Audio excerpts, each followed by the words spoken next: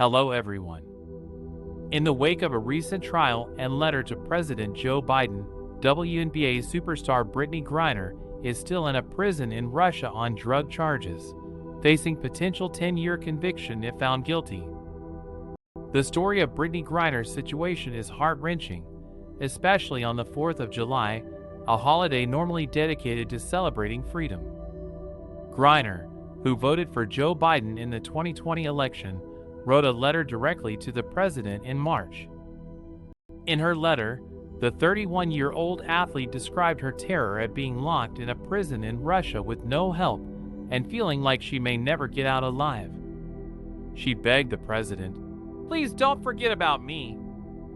Though the White House is working aggressively to help free Griner, she hasn't yet heard from President Biden himself, and her family is disappointed that they haven't been able to speak to him directly.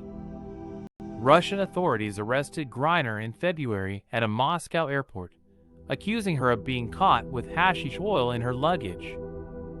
If convicted, she faces up to 10 years in prison. Despite starting a trial, the U.S. diplomats are still fighting to get her home safe and sound.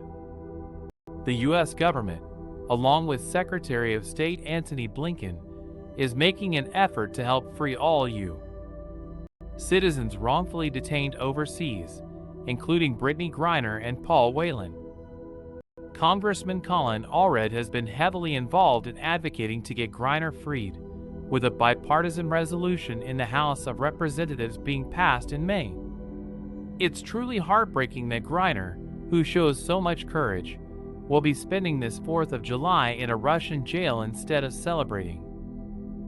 No one should ever have to experience the pain of being locked away from family and friends.